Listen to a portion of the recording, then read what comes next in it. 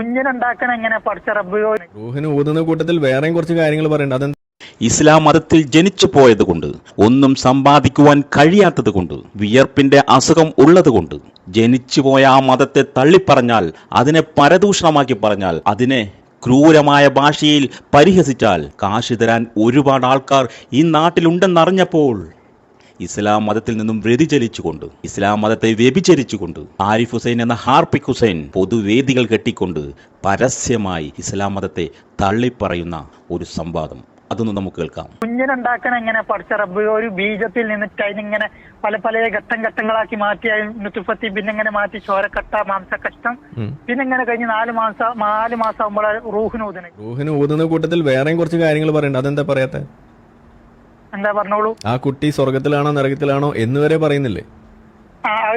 അല്ലേ? അപ്പൊ പിന്നെ അതായത് അപ്പൊ ആ 40ാമത്തെ 4 മാസം ആകുമ്പോ തന്നെ റൂഹിന് ഊതുന്നു എന്ന് പറയുമ്പോ തന്നെ ആ കുട്ടി സ്വർഗത്തിലാണോ നരകത്തിലാണോ എത്തുകയെന്ന് വരെ തീരുമാനിക്കുന്നു എന്നാണ് പറയുന്നത്. അപ്പൊ പിന്നെ ആ കുട്ടി ജനിച്ചു വീണ് കഴിയുമ്പോ പിന്നെ എന്തിനാണ് ഈ പ്രാർത്ഥിക്കണത്? ഓൾറെഡി ആ കുട്ടി നരകത്തിലോ സ്വർഗത്തിലോ എന്ന് തീരുമാനിച്ചു കഴിഞ്ഞിട്ടില്ലേ? ജനിക്കുന്നതിന് മുന്നേ തന്നെ ആ കുട്ടിയെ നരകത്തിൽ ഇടുന്നത് ശരിയാണോ? ഓൾറെഡി 4ാം മാസത്തിൽ തീരുമാനിച്ചു കഴിഞ്ഞല്ലോ അയാൾ നരകത്തിലാണ് എത്താന്ന്. പിന്നെ ഇനിയിപ്പോ എളുപ്പാക്കി കുഴപ്പാക്കി എന്ന് പറഞ്ഞാൽ എന്താ അർത്ഥമുള്ളത്? ജനിക്കുന്നതിന് മുന്നേ തന്നെ ഒരാളെ നരകത്തിലേക്ക് അവിടെ നിശ്ചയിച്ചു വെക്കാന്ന് പറഞ്ഞു കഴിഞ്ഞാൽ അതൊരു പടച്ചോന് ചേർന്ന പണിയാണോ? ഇവന്റെ ഈ ചോദ്യത്തിന് ഇതുപോലെ മറുപടി കൊടുക്കാം. ആരിഫ് ഹുസൈൻ, നീ എന്നായാലും ചാകും, അത് ഇപ്പോൾ തന്നെ ചത്തൂടെ, നിനക്ക് ചാകാൻ വേണ്ടി കാത്തിരിക്കണോ? ഇനി ഇങ്ങനെയും ആരിഫ് ഹുസൈനോട് മറുപടി കൊടുക്കാം. ആരിഫെ, തനിക്ക് വിശക്കുമ്പോൾ താൻ ഭക്ഷണം കഴിക്കുന്നു, വിശപ്പ് മാറി പിന്നെയും വിശപ്പ് വന്നാൽ പിന്നെയും താൻ ഭക്ഷണം കഴിക്കുന്നു. താൻ പൊട്ടാനാണോ? ഒരു 10 ദിവസത്തെ ഭക്ഷണം ഒരുമിച്ച് അങ്ങ് തട്ടിക്കൂടറോ തനിക്ക്? ഇനി ആരിഫ് ഹുസൈന് അടുത്ത മറുപടി. ഭക്ഷണം കഴിക്കാൻ വായ തന്നു നിനക്ക്, ആ ഭക്ഷണത്തിന്റെ വേസ്റ്റ് പോകാൻ ആസനവും തന്നു നിനക്ക്. 2 ദോരങ്ങളാണ്. ഈ 2 ദോരങ്ങളും നീ എന്തിനാണ് ഉപയോഗിക്കുന്നത്? ആസനത്തിന്റെ ദോരം അടച്ചു വെച്ചുകൊണ്ട് ഭക്ഷണം കഴിക്കുന്ന വായ കൊണ്ട് നീ വേസ്റ്റും പുറന്തള്ളുക. ഇതുപോലെ ഒരുപാട് മറുപടി ഇവന് കൊടുക്കാം. പ്രിയമുള്ള മുസ്ലിം സഹോദരി സഹോദരന്മാരെ, ഇവന്റെ കുരുട്ട് ചോദ്യങ്ങൾക്ക്, ഇവന്റെ തന്ത്രപ്രധാനമായിട്ടുള്ള ചോദ്യങ്ങൾക്ക് നിങ്ങൾ തളർന്നു പോകും. നിങ്ങളുടെ ഈമാൻ അവൻ തളർത്തും. കാരണം പണം ഒരുപാട് കിട്ടുന്നുണ്ട് അവന്. ആ കാശ് കണ്ടവന്റെ കണ്ണ് മഞ്ഞളിച്ചു പോയി. അവന്റെ ട്രെയിനിൽ ഇതുപോലെയുള്ള പൊട്ടത്തരമായിട്ടുള്ള ഐഡിയകൾ ഒരുപാട് വരും. ഇതെല്ലാം നിങ്ങളെ ബാധിക്കും. നിങ്ങൾക്ക് തന്ത്രപ്രധാനമായിട്ട് ഐഡിയകൾ ഉണ്ടോ? ഉണ്ടെങ്കിൽ അവനോട് ചോദിക്കൂ, അവനോട് സംവാദം ചെയ്യൂ. അല്ലെങ്കിൽ നിങ്ങൾ തോറ്റ് തുന്നം പാടിപ്പോകും.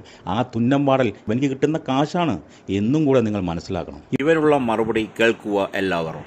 ഹദീസുകൾ പറയുന്നുണ്ട്, ഒരു മാതാവ് ഒരു കുട്ടിയെ ഗർഭം ധരിച്ചു കഴിഞ്ഞാൽ 120ാമത്തെ ദിവസം ഒരു മാലാക ആ കുഞ്ഞിൻ്റെ അടുത്ത് വരികയും ആ കുഞ്ഞിൻ്റെ ആത്മാവിൽ എഴുതി വെക്കുകയും ചെയ്യും. എന്താണ് എഴുതി വെക്കുന്നത്?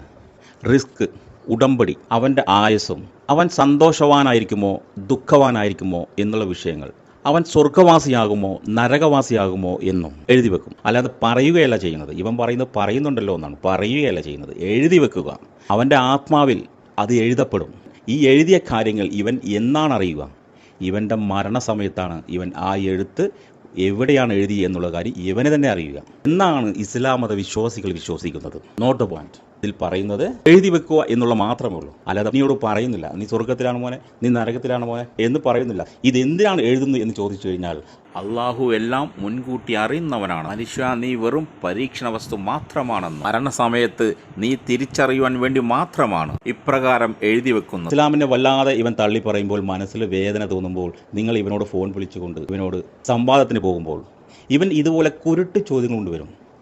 അതിനെ എതിർക്കാൻ നിങ്ങൾക്ക് കഴിയില്ല. അതുകൊണ്ട് നിങ്ങളുടെ അടുത്ത് വെറുതെ വിളിച്ചുകൊണ്ട് നാണം കെടല്ലേ? ഇതൊക്കെ യഥാർത്ഥ ഈമാനുള്ളവർ പോലും ഈമാനെ വലിച്ചെറിഞ്ഞ് ഇവൻ്റെ പിന്നാലെ പോകും. അങ്ങനെ കുറേ ശിങ്കടികളുണ്ട് ഇവിടെ, മനസ്സിലല്ലേ? ഇത് ഇവരുടെ വയറ്റിപ്പഴപ്പാണ്. ഇവനെ വിശ്വസിച്ച് പോകുന്നവർ തനി പൊട്ടന്മാരാണ്. ഇവർക്ക് ഇന്നല്ലെങ്കിൽ നാളെ ഇത് മനസ്സിലാവും അവർക്ക്. അതുവരെ കാത്തിരിക്കാം. Good bye.